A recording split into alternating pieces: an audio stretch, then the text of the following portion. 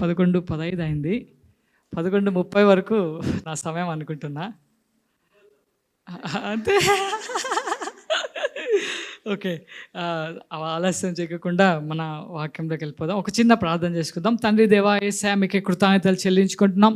తండ్రి యేసయ్యా నీ యొక్క రక్తంలో మేము నిలబడుతున్నాం. నా తండ్రి మా యొక్క సొంత శక్తి కాదు, మా ప్రార్థన కాదు ప్రభా, యేసయ్యా మా జీవితం కాదు, కానీ ప్రభా నువ్వు ఏ రక్తం అయితే మా కోసం చెల్లించావో ఆ రక్తం మీద నిలబడి, ఆ రక్తంలో కప్పబడి నా తండ్రి ప్రభా నీ యొక్క వాక్యాన్ని మేము ప్రకటిస్తుండగా మేము కాదు కానీ నా తండ్రి మా మాటలు కాదు కానీ ప్రభా ప్రతి ఒక్క హృదయంతో నువ్వు మాట్లాడుతావు. కృతజ్ఞతలు చెల్లించుకుంటున్నాం.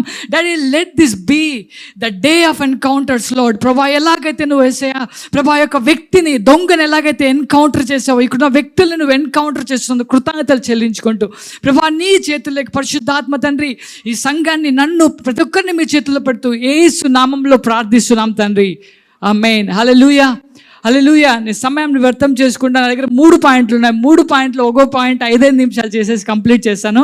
మొట్టమొదటిగా నేను మీకు ఒక ఇమేజ్ చూపించాలనుకుంటున్నాను. ఇక్కడ మనం యేసు ప్రభుని ఎవరి మధ్యలో మనం చూస్తున్నాం? ఇక్కడ యేసు ప్రభుని దొంగల మధ్యలో. హల్లెలూయా. ఇక్కడ యేసు ప్రభు దొంగల మధ్యలో చూడడానికి దేవుడు యేసు ప్రభుని ఎవరి మధ్యలో పెట్టినాడంటే ఒక క్రిమినల్స్ మధ్యలో, ఒక దొంగల మధ్యలో ఎందుకు పెట్టినాడంటే నిన్ను నన్ను పరిశుద్ధుల సమూహాల్లో ఆయన ఉంచడానికి. హల్లెలూయా. మన స్థితి ఏదైనప్పటికీ యేసు ప్రభు ఏం చేసుకున్నాడో తెలుసా? నా స్థానాన్ని శిలువలో ఎందుకు తీసుకున్నాడంటే ఆయన స్థానాన్ని మనం ఈ భూమి మీద తీసుకోవడానికి. హల్లెలూయా. యేసు ప్రభు ఎందుకు ఆ విధంగా సిలువ వేయబడినాడంటే మనం ఆలోచించాల్సి ఏమంటే రోమన్లు ఆయన సిలువ వేయలేదు, కానీ దాన్ని ఏమంటారు, యూదులు ఆయన సిలువ వేయలేదు, కానీ ఆయన నిజంగా సిలువ కొట్టినది తెలుసా?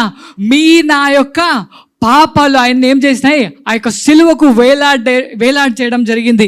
ఇక్కడ దేవుడు ఏం చేశాడంటే యేసు ప్రభుని ఒక దొంగల మధ్యలో ఒక వ్యక్తిగా మార్చేయడం జరిగింది. ఈరోజు కూడా మనం చూస్తూ ఉంటాం ఎంతోమంది పాస్టర్స్ని వ్యభిచారులుగా చూపించడం, దొంగలుగా చూపించడం, డబ్బులు తినే వాళ్ళుగా చూపించడం లోకంలో మీరు ఎన్నో చూస్తూ ఉంటారు. యేసు ప్రభు ఏం చేసినాడు తెలుసా? మనందరి కోసం అపరిశుద్ధుడిగా సిలువలో వేలాడబడ్డానికి కారణం ఏంటో తెలుసా? ఆయన నీకు నాకు ఆయన స్థానాన్ని ఇవ్వడానికి. హల్లెలూయా. ఆయన పరిశుద్ధ. అందుకే దేవుని వాక్యం ఏం సెలవిస్తుంటే మీరు పరిశుద్ధుల గుంపులో, మీరు దాన్ని ఏమంటారు, you are covered by the cloud of holy people. దేవుని యొక్క సంఘము చేత, పరిశుద్ధుల చేత మీరు కమ్మబడి ఉన్నారని దేవుని వాక్యం సెలవిస్తుంది. దేవుడు ఈ యొక్క సిలువలో ఏం చేశాడంటే ఒక గొప్ప ఎక్స్చేంజ్ జరిగింది మనకి క్రీస్తుకు మధ్యలో. యేసు ప్రభు ఏం చేశాడంటే తన యొక్క దైవత్వాన్ని వదిలేసేసి భూమి మీదకి రావడం జరిగింది. ఎందుకంటే మనుష్య కుమారుని దేవుని కుమారుడిగా మార్చడానికి, దేవుణ్ణి పోలి మనిషిని జీవింప చేయడానికి, ఆ విధంగా శక్తి దయచేయడానికి యేసు ప్రభు నా స్థానాన్ని తీసుకున్నాడు. ఎందుకంటే ఆయన స్థానాన్ని మనం తీసుకోవడానికి. హల్లెలూయా. మొదటిగా నేనేం చెప్పాలనుకుంటున్నా అంటే లూకా 23:33-34 ఇంతవరకు మొదటి వాక్యం ఇక్కడ రాయబడి ఉంది కదా. మొదటి వాక్యం ఏమని రాయబడి ఉందంటే, తండ్రి వీరేమి చేయుచున్నారో వీరు ఎరుగురు కనుక వీరిని క్షమించుమని యేసుప్రభు మాట్లాడడం జరిగింది. ఇక్కడ యేసుప్రభు ఏమంటున్నాడంటే, ఏం చేస్తున్నాడంటే తను తన తండ్రిని పోలి జీవించడం జరుగుతుంది. తను ఏదైతే ప్రకటించినాడో ఆ ప్రకటించిన దాన్ని ప్రవర్తించడం జరుగుతుంది. హల్లెలూయా. నేనేం చెప్పాలనుకుంటా అంటే godly life releases godly power. దేవుని పోలిన జీవితం ఏం చేస్తుందంటే దేవుని శక్తిని మనుషుల జీవితాల్లో పని చేయడానికి తోడ్పడుతుంది. దేవుని లాంటి జీవితం ఏం చేస్తుందంటే దేవుని మనుషుల్ని ప్రభావితం చేయడం జరుగుతుంది. మన దైవజనుల ముందు ఎన్నో ప్రతి గుడ్ ఫ్రైడేకి చెప్తానే ఉంటారు. ఏమని అంటే అందరూ అనుకుంటారు ఒక్క వ్యక్తి మాత్రమే యేసుప్రభుని దూషించినాడు. ఆ దొంగల్లో ఇద్దరిలో ఒక వ్యక్తి మాత్రమే యేసుప్రభుని దూషించినాడు, ఇంకో వ్యక్తి యేసుప్రభుకి దయ కోరినాడు అనుకుంటాం. మీకు తెలుసా, మొదటిగా మత్తయి సువార్త, మార్కు సువార్త, యోహాను సువార్త, ఈ 3 సువార్తల్లో మీరు చదివినట్లయితే 2 దొంగలు కూడా యేసు ప్రభుని దూషించడం జరిగింది. ఎంతవరకు దూషించారో తెలుసా? ఈ మొదటి మాట యేసు ప్రభు ప్రకటించేంత వరకు 5 నిమిషాలు అయిపోయింది. ఈ మొదటి మాట యేసు ప్రభు చెప్పేంత వరకు ఈ మొదటి మాట యేసుప్రభు చెప్పేంత వరకు ఇద్దరు దూషించారు. బట్ ఈ మొదటి మాట ఎప్పుడైతే యేసుప్రభు రిలీజ్ చేసినాడో పరిశుద్ధాత్మ దేవుడు ఆ వాక్యాన్ని తీసుకొని ఇంకొక దొంగలో కార్యం చేయడం జరిగింది. ఇక్కడ మీరు చూసినట్లయితే ఇక్కడ ఎక్స్ప్లిసిట్గా రాయలేదు పరిశుద్ధాత్మ దేవుడు ఆ దొంగ జీవితంలో పనిచేసినాడని. కానీ పరిశుద్ధాత్మ దేవుడు పనిచేస్తే ఒక వ్యక్తిలో ఏ క్రియలు కనపడొస్తాయో, ఈ యొక్క ప్రవర్తన కనపడిస్తాయో, ఏ మాటలు కనపడొస్తాయో ఆ యొక్క మాటలు తన జీవితంలో చూడటం మనం చూస్తాము. యోహాన్ రాసిన సువార్త 16:8 పరిశుద్ధాత్మ దేవుని పని అంటే మనం ఇక్కడ చూస్తాం. 16:8. Thank you lord. ఆయన వచ్చి పరిశుద్ధాత్మ గురించి ఇక్కడ రాయడం జరిగింది. ఆయన వచ్చి, నేనే చదువుతా, ఆయన వచ్చి పాపమును గూర్చి, నీతిని గూర్చి, తీర్పును గూర్చి లోకమును ఒప్పింపచేయును. ఇప్పుడు ఎప్పుడైతే యేసు ప్రభు తన తండ్రిని పోలి తను ప్రకటించిన వాక్యాన్ని పోలి ప్రవర్తించినాడో, ఆ వాక్యం ఎప్పుడైతే విడుదల చేసినాడో తన నోట్లోంచి, ఆ యొక్క వాక్యం ఏం చేసింది తెలుసా? పరిశుద్ధాత్మ దేవుడు దాన్ని తీసుకొని ఆ యొక్క దొంగని తన జీవితాన్ని మార్చేయడం జరిగింది. మీకు తెలుసా, ఆ దొంగ ఇంతవరకు క్రిమినల్గా దోపిడీ దొంగగా చంపి డబ్బులు ఆ యొక్క క్రిమినల్ హృదయాన్ని మార్చగలిగింది ఏం తెలుసా? దేవుని వాక్యము, తన మీద పనిచేసిన పరిశుద్ధాత్మ శక్తి. ఇక్కడ మనం చదువుకున్నట్లయితే పరిశుద్ధాత్మ దేవుని పని ఏమిటంటే పాపం గురించి ఒప్పిస్తాడు, నీతిని గురించి ఒప్పిస్తాడు, అంతేకాకుండా తీర్పుని గురించి ఒప్పిస్తాడు. అదేవిధంగా మనం చదువుకున్నట్లయితే లూకా సువార్త 23:39-41 వాక్యాలు ఎవరు చెప్తారంటే ఆ దొంగ చెప్తాడు. ఆ దొంగ ఏమని చెప్తాడో మనం ఇప్పుడు చూద్దాం. అతను ఏమంటాడు తెలుసా? 39 వేలాడబడిన ఆ నేరస్తుల్లో ఒకడు ఆయన దూషిస్తూ, నీవు క్రీస్తువు కదా, నిన్ను నీవు రక్షించుకొనుము, మమ్మల్ని కూడా రక్షించమని చెప్పను. అయితే రెండవ మాటలు మీరు జాగ్రత్తగా వినండి. పరిశుద్ధాత్మ దేవుడు పనిచేసే వ్యక్తులు ఏ మాటలు ఉంటాయి ఆ మాటలు తనలో ఉంటాయి. అయితే రెండవ వాడు వాడిని గద్దించి, నీవు అదే శిక్షా విధిలో ఉన్నావు కదా, శిక్షా విధిలో అంటే తీర్పుని గురించి చెప్తా అన్నాడు, నీవు దేవునికి భయపడవా? ఒక వ్యక్తి దేవునికి భయపడాలంటే వాళ్ళ మీద ఏం జరగాలి తెలుసా? పరిశుద్ధాత్మ దేవుని కన్విక్షన్ స్పిరిట్ పనిచేసినప్పుడు ఆ విధంగా మాట్లాడారు. తర్వాత మనకైతే ఇది న్యాయమే, నీతిని గురించి తను మాట్లాడ జరుగుతుంది. మనము చేసిన వాటికి తగిన ఫలం, తనకు అర్థమైంది తను పాపని, అందుకే తను చేసిన దానికి తగిన ఫలం పొందుచున్నాడు అన్నాడు. అంతేకాకుండా ఈయన ఏ తప్పిదము చేయలేదని చెప్పి యేసు ప్రభు యొక్క పరిశుద్ధతను గుర్తించడం జరిగింది. ఎప్పుడైతే పరిశుద్ధాత్మ దేవుడు తన మీద పనిచేసినప్పుడు ఈ విధంగా పాపమును గూర్చి, నీతిని గూర్చి, తీర్పును గూర్చి పనిచేసేది ఏంటంటే, మన ఒక వ్యక్తికి అర్థమయ్యేలాగా చేసేది ఏంటంటే పరిశుద్ధాత్మ దేవుని శక్తి. పరిశుద్ధాత్మ దేవుడు ఎప్పుడు పనిచేస్తాడు తెలుసా? మనం ఎప్పుడైతే వాక్యానుసారంగా ఆయనకు లోపడి జీవించినప్పుడు, యేసు ప్రభులాగా ఆయనకు లోపడి జీవించినప్పుడు ఖచ్చితంగా వారి జీవితాల్లో కార్యం జరుగుతుంది. పరిశుద్ధాత్మ మీకు ఒక చెప్పాలంటే, ఒక దైవజనులు ఏమన్నా అంటే 100 sermons ఈక్వల్ టు ఒక పరిశుద్ధాత్మ దేవుని యొక్క ప్రత్యక్షత అని చెప్పినాడు. అంటే 1000 sermons is equal to single encounter with the living God. Hallelujah. ఏ వ్యక్తి అయితే దేవుని ప్రత్యక్షత, దేవుని ఎన్కౌంటర్ పొందుకుంటాడో వాళ్ళ జీవితం ఎప్పుడు నార్మల్గా ఉండదు. పౌలు పొందుకున్నాడు, తన జీవితం ఎప్పుడు నార్మల్గా లేదు. మీరు బైబిల్లో ఏ వ్యక్తిని చూసినా, ఎవరైతే దేవుని యొక్క ఎన్కౌంటర్స్ గుండా వెళ్తారో వాళ్ళ జీవితాలు ఎప్పటికీ మార్చబడడం జరుగుతుంది. నేనేం చెప్పాలనుకుంటున్నా అంటే, ఈ రోజు కూడా మీరు ఈ వాక్యాన్ని తీసుకున్నట్లయితే దేవుడు మన జీవితాల్లో తన ఎన్కౌంటర్స్ నింపగలిగే సమయం ఇది. హల్లెలూయా. మొదటి నేనేం చెప్పాలంటే, దేవుని లాంటి జీవితం దేవుని శక్తిని మనుషుల జీవితాల్లో ప్రభావితం చేసేలాగా చేస్తుంది. రెండవ పాయింట్ నేనేం చెప్పాలనుకుంటున్నా అంటే, if Jesus is your Lord, he will change your life. లూకా 23:42 ఆ వ్యక్తి ఏమంటాడంటే, యేసు నీవు నీ రాజ్యంలోనికి వచ్చినప్పుడు నన్ను జ్ఞాపకము చేసుకొనిమని అంటున్నాడు. ఇక్కడ తెలుగులో యేసు అని రాసినారు, కానీ ఎన్కేజేవి వర్షన్లో ఏమని రాసినా అంటే లార్డ్ అని రాయబడి ఉంటుంది. ఆ లార్డ్ అనే పదానికి ఎంత అర్థం ఉందంటే, ఆ వ్యక్తికి అర్థమైంది తన జీవితపు యజమాని ఎవరుగా ఉండాలంటే యేసు ప్రభు ఉండాలని. అంతేకాకుండా ఏమంటే, నీ రాజ్యంతో వచ్చినప్పుడు, మీకు తెలుసా ఒక దొంగకి యేసు ప్రభు రాజుని అర్థమైంది. ఇంకోటి ఏమో తెలుసా, ఒక దొంగకి అర్థమైంది యేసు ప్రభు తిరిగి తన రాజ్యంతో రాబోతున్నాడని. హల్లెలూయా. ఆ దొంగ ఏం చేస్తున్నాడు తెలుసా? యేసు ప్రభుని తన రాజుగా అంగీకరించడం జరుగుతుంది. Then he said to Jesus, Lord remember me when you come into your kingdom. Hallelujah. అక్కడ ఏమంటానంటే యేసు ప్రభు తను రాజుగా స్వీకరిస్తున్నాడు, యేసు ప్రభు తన యజమానిగా స్వీకరిస్తున్నాడు. నేనేం చెప్పాలనుకుంటే ఈ యొక్క వాక్యం నుంచి, యేసు ప్రభు మన రాజు అయితే, యేసు ప్రభు మన లార్డ్ అయితే, మన జీవితాన్ని ఆయన మార్చేసే దేవుడు అయినాడు. ఒక చిన్న విషయం నేను చెప్పాలనుకుంటున్నా. యేసు ప్రభు నమ్మడం ఆయన్ని రాజుగా స్వీకరించడం కాదు. నేను మీకు చూపిస్తా, బైబిల్లో అంత సమయం లేదు, బట్ పదాలు చదువుతాను.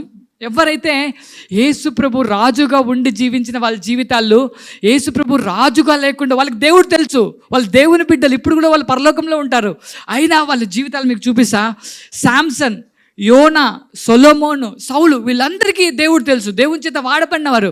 కానీ వాళ్ళు ఎప్పుడు తన దేవునికి పరిపూర్ణంగా వాళ్ళని సమర్పించుకొని జీవించలేకపోవడం వల్ల వారు దేవుని కార్యాలు లిమిట్ చేయడం జరిగింది వారి జీవితాల్లో. అంతేకాకుండా ఇంకో పక్క ఎవరైతే యేసు ప్రభు తన రాజుగా తనకు యేసు ప్రభు కోసం సమర్పించిన వారి వ్యక్తులు, యోసేపు, డేనియల్, దావీదు, అబ్రాహాము, ఇస్సాకు, మీరు చూసుకున్నట్లయితే ఎవరి జీవితాల్లో అయితే, అబ్రాహాము కూడా మొదట్లో తనకి ఇష్టం వచ్చినట్టు చేసినాడు. ఎంతవరకైతే దేవునికి తను కంప్లీట్గా సరెండర్ చేసుకోలే అంతవరకు దేవుని కార్యం తను చూడలేకపోయినాడు. నేనేం చెప్పాలనుకుంటున్నానంటే, if Jesus is your Lord, he will change your life. ఇతను ఇక్కడ ఏమన్నాడు తెలుసా? యేసు ప్రభుని తన రాజుగా అంగీకరించినాడు, తను రాజుగా రాబోతున్నాడు తెలిసి ఏమడుగుతున్నాడు తెలుసా? యేసు ప్రభుని, ప్రభా నీ రాజ్యంలో వచ్చినప్పుడు నన్ను చేర్చుకోమని ఆయన అడుగుతున్నాడు.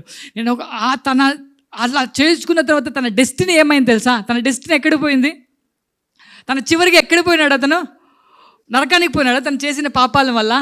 లేదు. కానీ చివరి వరకు అన్యాయంగా బ్రతికిన వ్యక్తి, ఒక క్రిమినల్ అయిన వ్యక్తి, చివరికి ఒక్క క్షణంలో తను తీసుకున్న నిర్ణయం, యేసు ప్రభుని తన రాజుగా తీసుకోవడం వల్ల, యేసు ప్రభు తన దేవునిగా తీసుకోవడం వల్ల తన యొక్క డెస్టినీ, తన యొక్క భవిష్యత్ అనేది మార్చబడిపోయింది. నేనేం చెప్పాలనుకుంటే, ఈరోజు నీ జీవితం ఏ పరిస్థితుల్లో ఉన్నా ఉండొచ్చు. ఈరోజు దానియేలుని దేవుడు వాడుకోవడం ఆరంభించు. దానియేలు ఒక దాసుడు, యేసేపు ఒక దాసుడు, దావీదు ఒక పెంటలో, దాన్ని ఏమంటారు, ఒక గొర్రెల కాపరి, పెంటల కుప్ప మీద ఉండేవాడు. మీరు ఎవరిని తీసుకున్న దేవుడు రాజుగా చేసుకున్న వ్యక్తులు ఏం చేస్తాడంటే, ఆయన వారి భవిష్యత్తును మార్చడం జరుగుతుంది. నేను మీకేం చెప్పాలంటే, ఈరోజు నువ్వు ఏ పరిస్థితి గుండానే వెళ్తుండొచ్చు. ఈరోజు అప్పులు గుండా వెళ్తున్నావా, అవమానాలు గుండా వెళ్తున్నావా, డబ్బులు లేకుండా వెళ్తున్నావా, లేదా నీ జీవితంలో ఆత్మీయ స్థితి లేదా, ప్రార్థన లేని జీవితం లేదా, నీకు దేవుడు అంటే ఇష్టం లేదా, నీ హృదయ ఆలోచనలు కరెక్ట్ లేవా, నువ్వు ఏదైనా అడిక్షన్స్ గుండా వెళ్తున్నావా, నేను ఒకటి చెప్పాలనుకున్నా. ఈరోజు నువ్వు ఏ పరిస్థితుల్లో ఉన్నా, యేసు ప్రభు నీ రాజు అయితే, నీ యొక్క భవిష్యత్తును ఆయన మార్చేసే దేవుడు. హల్లెలూయా. నీ యొక్క స్థితిని ఆయన మార్చేసే దేవుడు. యేసు ప్రభు ఏం చేస్తాడు తెలుసా? నిన్ను ఉన్న స్థితిలోంచి ఉన్నత స్థితిలోకి ఆయన మార్చేసే దేవుడు. హల్లెలూయా, హల్లెలూయా. నేను ఇంకా చాలా చెప్పాలనుకున్నా, బట్ టైం అయిపోతుంది. యేసు ప్రభుని రాజుగా కలిగి ఉన్నట్లయితే, యేసు ప్రభు మనకు దేవుడైతే, ఆయన మీ యొక్క డెస్టినీని మార్చేసే దేవుడు, చరిత్ర సృష్టించే వారిగా చేసే దేవుడు. ఆయన ఏం చేశాడంటే, ఒక వ్యక్తిని, దీన స్థితిలో ఉన్న వారిని రాజులుగా మార్చి ఈ లోకానికి చూపించిన దేవుడు ఆయన. అందుకే నేను ఏం చెప్పాలనుకుంటా అంటే, మీరు ఈరోజు ఏ స్థితిలో ఉన్నా ఉండొచ్చు, ఏ బాధల్లో ఉన్నా ఉండొచ్చు, ఏ యొక్క అడిక్షన్స్ గుండా అన్నా వెళ్తా ఉండొచ్చు, దేని గురించి అన్నా వెళ్తా ఉండొచ్చు, ఆయన్ని మనం రాజుగా కలిగి ఆయనకు మన జీవితాన్ని సమర్పించినట్లయితే, ఈరోజు ఉన్న విధంగా 10 సంవత్సరాల తర్వాత మీ జీవితం ఉండదు. హల్లెలూయా. నా జీవితం 10 సంవత్సరాల వెనుక ఉన్న విధంగా ఈరోజు లేదు. ఎందుకంటే ఆయన కోసం మనం జీవించినట్లయితే, ఆయన రాజుగా, ఆయన చిత్తం మనం జీవించినట్లయితే, ఆయన రాజ్యం మన ముందున్నట్లయితే, ఆయన దాన్ని ఏమంటారు, ఆయన రాజ్యాన్ని, ఆయన నీతిని మనం వెతికినట్లయితే, మన యొక్క భవిష్యత్తుని ఆయన మార్చేసే దేవుడు. ఈరోజు నువ్వు ఏ స్థితిలో ఉన్నా, ఏ పరిస్థితుల్లో ఉన్నా, ఆయన నీకు చూపించే దేవుడు. నువ్వు నమ్ముకున్న దేవుడు సజీవుడని 91వ కీర్తనలో అన్నీ రాస్తూ ఆయన ఏమంటాడంటే, నువ్వు నా నామము నెరిగిన వాడు గనుక నేను నిన్ను హెచ్చించనని అంటాడు. హల్లెలూయా. ఎవరైతే యేసు ప్రభు రాజుగా ఉన్నప్పుడు, ఈరోజు నువ్వు కష్టాలు గుండా, బాధలు గుండా వెళ్తా ఉండొచ్చు, చివరికి నీ యొక్క డెస్టినీ ఏంటో తెలుసా? హెచ్చింపు నీ డెస్టినీ. చివరికి నీ యొక్క డెస్టినీ ఏంటో తెలుసా? నీ యొక్క భవిష్యత్తు మహిమతో నింపబడి ఉంటుంది. నీ యొక్క డెస్టినీ ఏంటో తెలుసా? నీ యొక్క దేవుని ఆస్తితో, ఐశ్వర్యంతో, సమాధానంతో. అందుకే దేవుని వాక్యం ఏం తెలుసు తెలుసా? సర్వ జ్ఞాన సంపదలు ఎవరు ఎందుకు గుప్తంలో అంట? క్రీస్తు ఎందుకు గుప్తంలో అయినా. హల్లెలూయా. అందుకే మనం ఆయన రాజ్యాన్ని మొదట వెతికినప్పుడు, ఆయన నీతిని మొదట వెతికినప్పుడు, ఆయన చిత్తాన్ని మన జీవితంలో జరగాలని మనం పరిగెత్తినప్పుడు ఖచ్చితంగా దేవుడు మన భవిష్యత్తుని మార్చేసే దేవుడు. హల్లెలూయా. మూడవదిగా నేను ఏం చెప్పాలనుకుంటున్నాను అంటే, సారీ ఇంకో 5 minutes నేను తీసుకుంటాను అంకుల్, ఇంకో పాయింట్ మిగిలిపోయింది. జస్ట్ ఒకే ఒక పాయింట్. మొదటి మనం చూసుకున్నాం, మనం దేవుణ్ణి పోలి జీవించినప్పుడు, దేవునిలాగా మనం బతికినప్పుడు ఆ యొక్క బ్రతికి ఏం చేస్తుంది అంటే ప్రజల జీవితాన్ని ప్రభావితం చేస్తుంది. రెండవది ఏం చెప్పినా అంటే, మనం ఎప్పుడైతే మన జీవితాన్ని ఆయనకి సరెండర్ చేసి ఆయన కోసం, ఆయన రాజ్యాన్ని, నీతిని మొదట వెతికినప్పుడు ఖచ్చితంగా మన డెస్టినీని ఆయన పైనుంచి చూపించే దేవుడు, రాజుల్లాగా చేసి చూపించే దేవుడు, ఈ లోకానికి నిన్నెవరో చూపించే దేవుడు, ఈ భూమి మీదే కాదు కానీ పరలోకాన్ని ఇచ్చి మన నరకం నుంచి విడిపించి, ప్రతి ఒక్క దుస్థితి నుంచి, మనిషి పడిపోయిన స్థితి నుంచి విడిపించి పైకి ఎత్తే దేవుడు ఎవరన్నా అంటే మనం సేవించే ప్రభువైన యేసుక్రీస్తు. హల్లెలూయా, హల్లెలూయా. మూడవది నేను ఏం చెప్పాలనుకుంటున్నానంటే, ఇక్కడ ఆ వ్యక్తి ఎప్పుడైతే యేసుప్రభుని రాజుగా తీసుకున్నాడో, ఎప్పుడైతే యేసుప్రభు ప్రభువా నీ రాజ్యంతో వచ్చినప్పుడు నన్ను చేర్చుకోమని మీరు ఆలోచించిన ఒక దొంగకి యేసుప్రభు తిరిగి రాబోతున్నాడని అర్థమైంది. ఇది ఎట్లంటే పరిశుద్ధాత్మ దేవుని కరం. ఎప్పుడైతే తను కన్విక్షన్తో దేవుని అడిగినప్పుడు దేవుడు ఏమంటాడంటే, రెండవ మాట ఏమన్నాడంటే, నేడు నీవు నాతో కూడా పరదేశులో ఉండు అని నీతో చెప్పుచున్నాను. హల్లెలూయా. యేసుప్రభు ఇక్కడ ఏం చేస్తున్నాడంటే ఆ వ్యక్తిని ఉన్నట్లుగా యేసుప్రభు తన్ని స్వీకరించడం జరుగుతుంది. Jesus will accept you the way you are. నువ్వు ఎలాగుంటే అలా, నువ్వు ఏ స్థితిలో ఉంటే ఆ స్థితిలో ఆయన నిన్ను స్వీకరించడానికి ఈరోజు సిద్ధంగా ఉన్నారు. మేము సెల్ గ్రూప్కి వెళ్ళినప్పుడు ఒక వ్యక్తి ఏమన్నాడంటే, నేను అంత పరిశుద్ధంగా జీవించలేను, యేసుప్రభులోకి వస్తే చాలా పరిశుద్ధంగా ఉండాలా, అందుకే నేను దేవుని దగ్గర రావడం లేదు, అందుకే నేను దేవుణ్ణి తెలుసుకోవాలని ఇష్టపడడం లేదు, ఎందుకంటే ఆయన దగ్గర రావాలంటే చాలా రిస్ట్రిక్షన్స్ ఉంటాయి, పరిశుద్ధంగా బతకాల్సి ఉంటుంది, నేను అంత పరిశుద్ధంగా బతకలేను, అందుకని నేను ఆయన దగ్గర రాలేను అన్నాడు. మీకు విషయం చెప్పున్నా, యేసు ప్రభు పరిశుద్ధులు చేయడానికి రాలేదు కానీ పాపిని పరిశుద్ధులు చేయడానికి వచ్చినాడు ఆయన. హల్లెలూయా. రోగులకి వైద్యుడు అవసరం కానీ అలా రోగులకి ఎలాగైతే వైద్యుడు అవసరమో, ప్రతి ఒక్క పాపకి, ప్రతి ఒక్క జీవితంకి, జయించలేని జీవితానికి, ఓడిపోయిన జీవితానికి కావాల్సిన ఎవరో తెలుసా?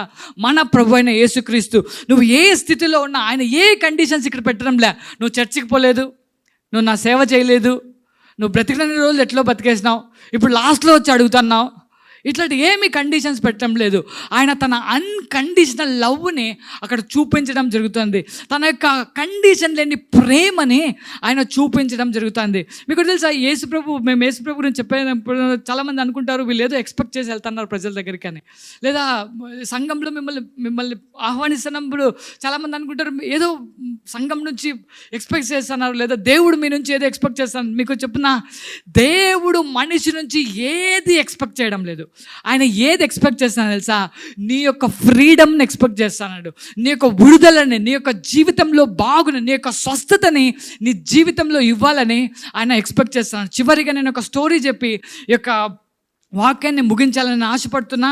ఒక పాతకాలంలో ఏం చేసేవాళ్ళు అంటే, దాన్ని ఏమంటే స్లేవ్స్ని అమ్మేసేవాళ్ళు, అంటే మనుషుల్ని అమ్మేసేవాళ్ళు దాసులుగా. అందుకే యేసేపు కూడా అమ్మబడినాడు, మనందరికీ తెలుసు. ఒక అమ్మాయి ఉండేది, ఆ అమ్మాయికి, ఇది బెన్నీహిన్, దైవజనులు బెన్నీహిన్ చెప్పిన స్టోరీ. ఒక అమ్మాయి ఉండేది, ఆ అమ్మాయిని దాన్ని ఏమంటారు, ఇప్పుడు పశువుల మార్కెట్లు ఎట్లుంటాయో అట్లా దాసుల మార్కెట్లు అట్లా ఉండేది అప్పట్లో.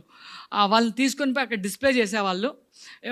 డబ్బులు ఉన్న వాళ్ళు వచ్చి, లేదా ఎవరైతే వాళ్ళని కొనుక్కుంటా అంటారో వాళ్ళు వచ్చి ఆ మార్కెట్లకి వాళ్ళని కొనుక్కొని పోయేవాళ్ళు. ఇక్కడ ఒక అమ్మాయి ఉంది, అమ్మాయి యవ్వనస్తురాలు. ఆమె ఏం చేసింటారంటే, అట్లే ఏసేపుని ఎట్లాగైతే డిస్ప్లే చేసినారో ఆమెను కూడా ఒక దగ్గర నిలబెట్టినారు.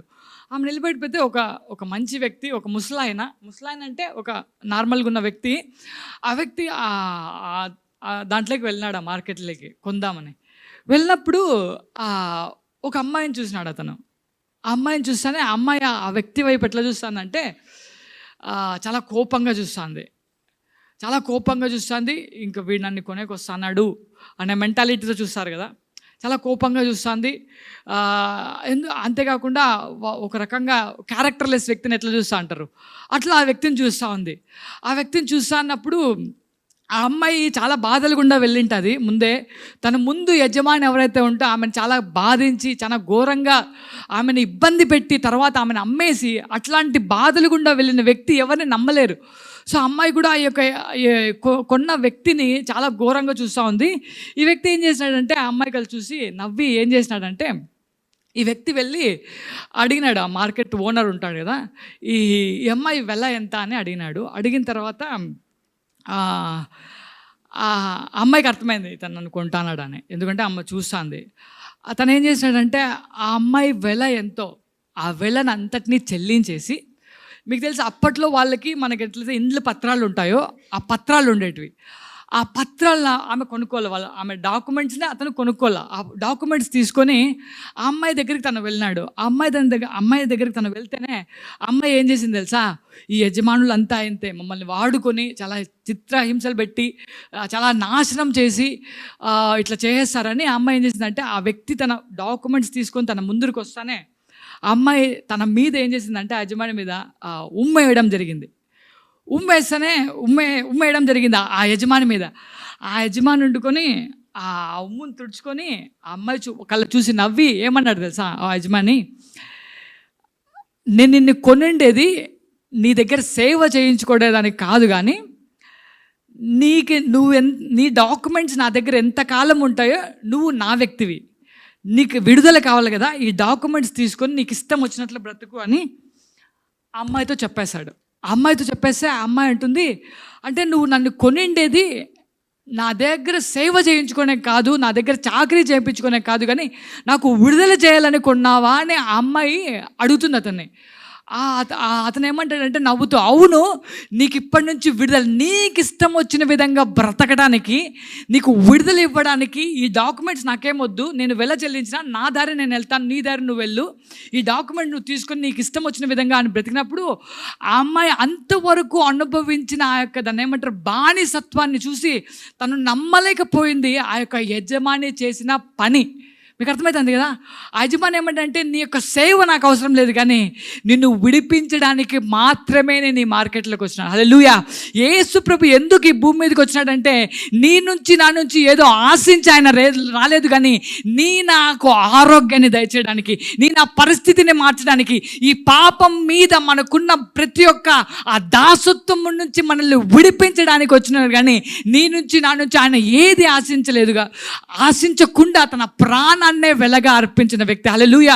ఆ యొక్క యజమాని ఎప్పుడైతే ఆ విధంగా ఆ యొక్క అమ్మాయితో అన్నప్పుడు ఆ అమ్మాయి చాలా ఆనందంతో తను ఉమ్మేసినానే ఇంత మంచి వ్యక్తిని ఏడుస్తూ చివరికి ఆ అమ్మాయి ఏమని తెలుసా, అయ్యా నేను ఇంతవరకు ఎంతోమంది యజమానుల కింద పనిచేసిన, ఈ యొక్క యజమాని నాకు ఈ విధమైన ప్రవర్తన చూపించలేదు, ఇంతవరకు నేను ఎంతోమంది యజమాని నన్ను ఇబ్బంది పెట్టినాను, నీలాంటి యజమాని నేను చూడలేదు, అందుకే నేను ఏం చేస్తున్నా తెలుసా, ఈ డాక్యుమెంట్స్ నాకొద్దు కానీ నీ దగ్గరే పెట్టుకో, నేను బ్రతికినంత కాలం నీ కొరకు నీ ఇంట్లో నీ కోసం బ్రతుకుతానని ఆమె తనకు తాను ఆ యజమానికి అర్పించుకోవడం జరిగింది. హల్లెలూయా, హల్లెలూయా.